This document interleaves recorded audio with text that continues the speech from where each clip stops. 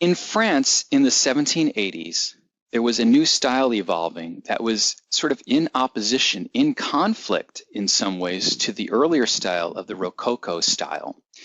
It was a style of monumental painting that used classical motifs and tropes that were meant to really push an agenda about morality. So in some ways, it's history painting, but really classical history painting, not current events the way the British were doing it in their paintings. Jacques-Louis David is the main proponent for this style. And he is really a giant in French painting who is following in the footsteps of Nicolas Poussin, who we studied earlier when we were looking at the Rococo lecture. And remember, I told you that Poussin is actually a Baroque painter who studied in Italy, and he's not Rococo. So Jacques-Louis David is related to a Rococo painter. I think it was either Boucher or Fragonard. You'll have to check that fact. And he advocates a new style of painting that probably coincides a lot with some of the ideas that come up in the Social Contract by Jean-Jacques Rousseau. So for my class, you actually have to know the ideas for Jean-Jacques Rousseau's Social Contract, and we read excerpts out of it.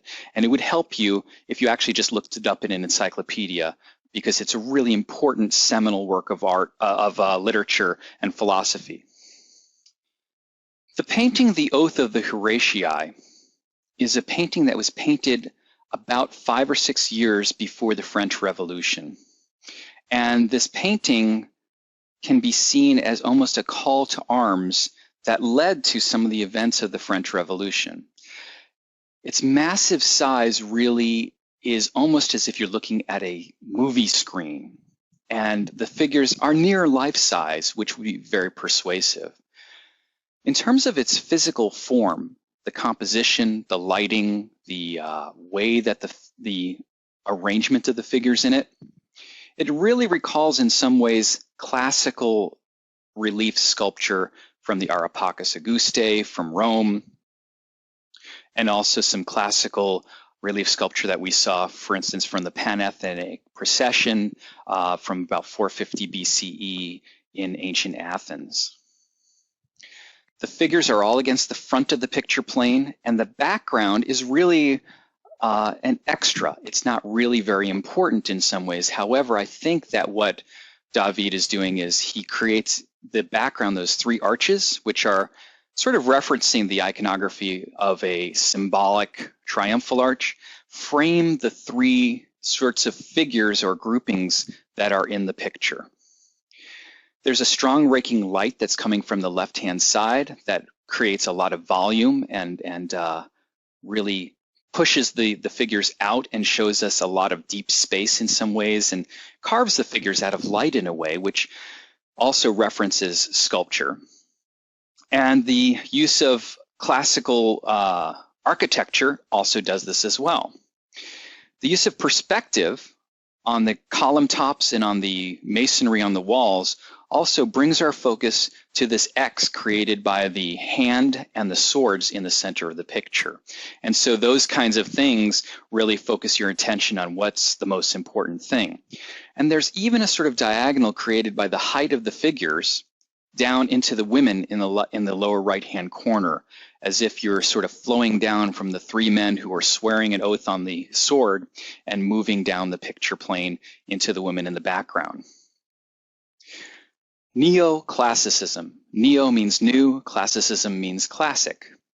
So it's a new sort of angle on classicism that Jacques-Louis David is advocating. If we look at the Rococo angle on classicism by Watteau, it's loose, it's fluffy, it's got a lot of broken brushwork in it. The way that it's painted uses a lot of pastels. There are saturated colors, but they're more pastel than the saturated colors that are in the Oath of the Horatii. And some of the actual way in which the Oath of the Horatii is painted, where there are no brushstrokes evidenced. You can't see any of the technique that was made to make it. Now, I know photography really doesn't come around until the 1850s, more or less, when it becomes really, really mainstream. But this is long before photography, and this guy is painting in an almost photorealistic style. Whereas Watteau is painting in a loose, kind of brushy style. And then if we look at the themes, Watteau is painting basically a scene of aristocrats who are making a reference to classical things, but it's the goddess of love, right? It's not really a moralizing content. It's really just about all these aristocrats going out to have a fun time on the Isle of Cythera and to make love in the afternoon. Whereas in the Oath of the Horatii, it's hardcore. It's real. The idea is that it's not a diminished sense of morality.